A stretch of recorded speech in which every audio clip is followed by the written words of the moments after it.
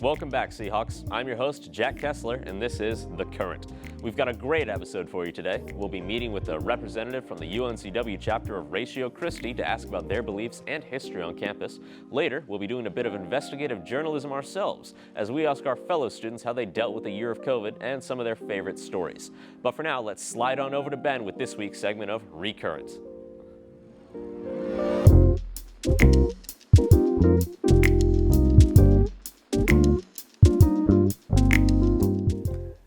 Thanks, Jack. On April 22nd and 23rd, Wilmington's Cameron Art Museum is hosting Flow ILM, an outdoor art installation combining live performance, light, and sound in celebration of Earth Day. Designed by the International Algae Society, the museum says that the exhibit will explore the unique aquatic organisms of the Cape Fear River and its coastal ecosystem. The event, which runs between 6 and 9 p.m., is free to attend, but visitors will be required to wear masks and follow social distancing protocol. On April 25th and every Sunday and Thursday until the end of September, students can attend the Oceanic Summer Music Series at Wrightsville Beach. This weekly event is sponsored by the Oceanic Restaurant and takes place at Wrightsville's Crystal Pier. Everyone is invited to drop by, dine in, and listen to some of Wilmington's local music talent, Sundays from 12 to 3 and Thursdays between 6 and 9. Finally, on April 26th, the Salty Dog Yoga and Surf, in conjunction with the Cape Fear Adventure Company, is holding a kayak and yoga excursion to Masonboro Island. The event promises a leisurely kayak paddle to an uninhabited Masonboro Island, followed by an all-levels yoga practice under the light of the full moon. The event runs from 5:30 to 8:30 p.m. and has variable pricing. Attendees who bring their own kayak will pay only $45, while those who can't will pay $65. Now let's get back to Jack with this week's interview. And welcome back to this week's interview. For this week, we're sitting down with President Arielle Leake, the president of Ratio Christi. How are you doing today? I'm doing well. Thank you for having me. All right. And can you tell us just what exactly is Ratio Christi? So Ratio Christi it's a Christian organization. So Ratio Christi means reason for Christ. And so what we really want to do is have conversations with students about big questions of life. So does God exist? Is there a purpose in life? Do science and religion contradict? And so we have a lot of members and people come who aren't Christians because we want to have these conversations with anyone with different beliefs. And so that's kind of our big goal is to create community and then also foster these deep conversations. What are your answers to some of those questions on such like really big questions such as does God exist, or how does science contradict with religion? What are your group's answers on some of those? So one of our big tenets is we think that you should your belief should be based on evidence. And so like one time last semester, we went through the question, does God exist? And we looked at the evidence for the existence of God. And as a club, we say that there is a lot of evidence for that and that we think that he does exist. And then as far as science and religion, we also talked about that one. And so we go through a lot of different things that people sometimes would say contradict each other, but actually when you look at all the evidence, don't in fact contradict each other. Interesting. You also said you had a lot of people come. Like, what kind of various denominations and faiths have you seen? So we represent a lot of different denominations. We've had atheists come. I've had conversations with Muslims, Hindu, Eastern religions. So we've had a lot of different people representing different belief systems who come and interact with us. And we also have a lot of conversations with different students on campus, just going around and bringing up these topics because people really actually like to talk about these. And it's neat to hear different people's opinions, and we want to figure out what is the truth. Excellent. All right. Also, what is Christian apologetics, just so you could tell us? So apologetics comes from the Latin term apologia, which basically means to give a defense. And so essentially, we think that, or we're Christians, and those of us that are in the club, particularly in leadership, are Christians because not because we necessarily want to be or because it makes us feel good, but because we actually think there's evidence for it. And so if we saw evidence against that, then we would stop being Christians. And so that's why we like to have these conversations with people who have different ideas so we can compare the beliefs and see where the evidence leads.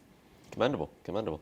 All right, what is the history of the national organization, Ratio Christi? And I apologize for mispronouncing that earlier. Oh, no, you're fine. It gets mispronounced a lot. And so it's kind of a little bit of interpretation over the pronunciation. But the history, I believe it was 2011. It was started in around 2011, 2012. We started the chapter here in 2012.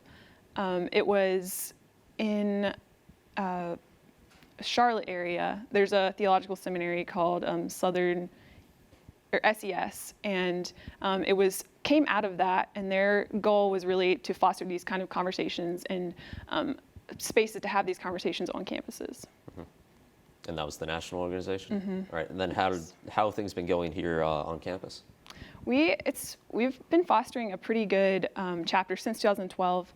We were able to host a debate in 2018 that actually, it was one of the school's biggest events. We had over 500 in-person attendees, over 1,000 live stream viewers, and then since then it's been streamed over close to 70,000 times now. So that was really neat to have that and be able to bring in two people to debate an issue, a controversial issue, but everything went really well on campus, and it was a good environment to have that conversation. Excellent. All right. What's the relationship between the national and the local organization here in Wilmington? What do you do for each other? So it's a pretty close organization. I would say actually some of our staff members for our organization at UNCW actually work with the national organization as well. It's not like we necessarily have a national conference, but the chapters at different universities, so some of the universities in North Carolina, like App State, their chapter director sometimes comes down here and does some of our talks, and we've sent people to other chapters. So it's a pretty good relationship between chapters, especially within North Carolina. Sounds good, sounds good. Let's see, what's your personal connection to the organization? So I'm trying to remember. I started going to the organization, actually, so I'm from Wilmington, and I started attending a little bit as a high school student. When I was at taking some classes at Cape Fear, and so we had a chapter there, and then we kind of funnel people into the UNCW one. And sometimes we have community members who come and are involved as well. And so I was really impressed with the community and learned a lot from the discussions that we got to have. And because a lot of people have these questions like, is there a purpose in life? And so it's great to have that kind of place to explore that. And it was such a great community that it's been a great support system since I've been at UNCW and through my college career. Excellent. How did you get elected president? What was it like working your way up the ranks? So I started as an officer. I think I was doing some of our reservation things, and then that next semester our president graduated, and so I was moved into vice president, and then our other president had some other things going on, so he ended up stepping down, and so I became president, and it's been a great experience, a great organization to work with and hone my leadership skills. What are the president's duties in the organization? So we do a lot of facilitating. I still do some of the reservation things and communicating with the university, funding requests and those type of things. And then, I don't know, I don't want to say face of the organization, but a lot of the meetings I'll introduce, or I spoke at one of we haven't been able to meet on campus, but we have a sister organization in the area that we partner with, and so I was able to speak at one of their meetings as a representation of Ratio Christi, and then interacting with students, bringing new students in. It's been a great experience. Excellent. What was that sister organization? It's called the Coastal Apologetics Network. So we've kind of done some things in conjunction with them since we haven't been able to do as much due to COVID. Nice. And speaking of things you've done, what kind of events have you held on campus in the past, or what are you planning to hold? So in the past, like I said, we've done the debate, and we do men's and women's studies. We have weekly meetings that we do. We've also brought in other speakers to talk about different who have studied some of these issues. And so we bring them in and invite people to come and listen and ask questions and kind of debate in that format. We also like to go around, like I said earlier, and talk to different students and kind of engage in some of those conversations. And we try to do some fun things, game nights, movie nights, and those kind of things as well. Excellent.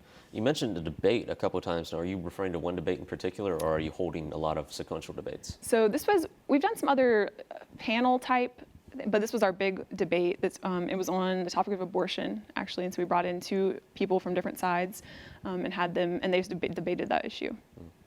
What was that like? What was that whole experience like?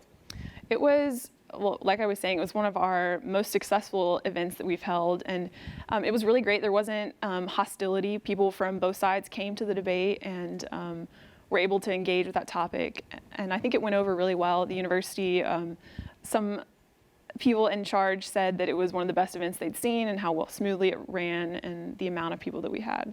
So it was a really great experience. And unfortunately, we were planning to do something similar, maybe not a debate, bring in another speaker last spring and then this spring, but of course that got messed up a little bit. Yeah, COVID has really stopped most of the organizations we've talked to in their tracks. Unfortunately. All right, are there any future events that Ratio Christi is planning? I think I forgot to mention earlier, we also do retreats. In the past, we've done beach retreats, and so that's always a fun way to build a community. So I know we'll do that again in the future. As far as, I know we would like to do another big event, potentially a debate or something like that, but some of that's still kind of up in the air as we're trying to figure out what campus is going to look like in the next year. But hopefully we'll have those opportunities to do that again and be able to meet on campus again in the future. Excellent. What's going to happen on the beach retreat, if you don't mind me asking? So it's a lot of fun. Usually there's a lot of volleyball that happens, spike ball, those kind of things. Then we also usually have a theme that we talk about and try to bring those discussions into. But it's a great way of fostering community, and everybody stays in the house and cooks meals, and it's a lot of fun. And moving back when we were talking about the national and the local organization, what is the national organization's reach? Like, how far is it across the United States? Does it have any sister chapters in other nations? What's it like? So like I said, we started in North Carolina. So there's quite a few chapters at the universities in North Carolina. And then I can't give you exact nationwide number, but I know it's in quite a few different states. Actually, our former chapter director who started the UNCW chapter moved to Utah, and so he's been starting chapters there and living out there. So we have a pretty good reach across the nation. Very nice, very nice. Now, in prior events, back in 2015, your organization courted some controversy when they placed up a lot of very large ads and very graphic anti-abortion ads across campus. Mm-hmm. That received a lot of attention in the media. Sure. I'm not sure if you were around when that was going down, but do you know what Ratio Christi was trying to accomplish with all of that? So I was not personally involved in that because I wasn't here at that time, but I do know we were trying to foster conversation because we think that some of these issues are very important, so they deserve discussion. And sometimes you think about with different stories in history, so like the story of Emmett Till and showing pictures and how that just really got people focused on that and some of these issues, and we think that abortion is one of those issues that deserves that kind of conversation, and we should really be thinking about that. And so that was one of the reasons that we did that. Mm-hmm. All right. Thank you for that. Thank you for that. I suppose if people want to reach out to you, how can they get to you? So we're on Instagram, Facebook, at Ratio Christi UNCW, and then we have a YouTube channel because we used to do a little segment on campus called Worldview Wednesday, where we would interview different people on campus about different issues and kind of see what the students were thinking. So that's on our YouTube channel. So any of those, DM us, message us if you want to know about meetings, and we would love to connect with students. And we're also on Wavelink, of course, as well. All right, excellent. Thank you very much. Thank you so much. All right, now for this week's third segment, where our man on the street, Thaddaeus, goes out and see how students are dealing with COVID this year and ask you about some of your favorite stories from the past semesters. Let's go to him for more.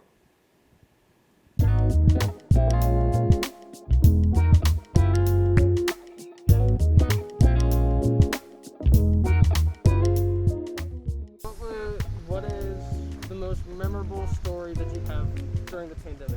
Yeah, I did like nothing. I literally wasn't allowed to even go like grocery shopping. I literally couldn't even go to like the drive-thru. So I was stuck in my house. I don't think I went outside for like 4 months. So I'm sorry, I did nothing. It's like, I don't know anything crazy, but I would have to say the first night that a group of us all went to the pier, we were there until like 1 a.m. and a few of us were fishing. And we were just hanging out there until like 1 a.m. We'd make runs to go to McDonald's, and we ended up with a bag of like 40 fries somehow. Nice. And yeah, that was fun. I feel like I need a better story. I like that. That was... Like that's really it. I couldn't do anything. So basically, back when we came to school, when they came up with the split of having to, half of us had to go home, half of us didn't have to go home, I was one of the unlucky few that ended up leaving and having to go back to my hometown for a semester. Glad to be back on campus. Being in Galloway was not the best experience. Wouldn't recommend. I was there for like 10 days with some of my friends were in there too, but I'm glad I made it out. That's all I have to say. Oh, the food was terrible. Stay healthy out there. A lot of hiking, yeah. My favorite place, probably just Pinnacle. Play a lot of video games. Yeah. What's my favorite video game? Yeah, that you played at least. Red Dead Redemption 2. I got 100 hours on Red Dead Redemption 2. So I was a senior in high school last year, and it was a weird day, my last day of school, right? I would say, I mean, we were stuck at home during the pandemic, but like during the hurricane, we were stuck at home, no power, like no AC. It was just hot, stressful. Felt like I was dying. I don't know. This is very hard. No, dude. You know, we got to school. There was a little talk that they might kind of cancel school for about a week or two, or maybe 3 weeks even. And I mean, no one really had any idea walking into school that they get canceled and stuff like that. By the last period, we kind of start hearing more and more about how they're going to kind of, you know, shut down school for a couple weeks. But so then we get out of school, and then we hear the news that, okay, school's been canceled for 2 weeks. We're all kind of like, all right, well, we can use this break, you know, kind of at the peak of senior year. And then we never went back to school. Pretty much nothing's happened during this year. This year, history is being made in like big ways, but a whole bunch of small ways. I guess that's not crazy, you know, but it's jarring and it's different. Oh my God. Oh my gosh. It's him. It's the cigarette man. Oh, I'm so excited. I can't wait to see my friend again. All right. Let's get another interview. Hoorah.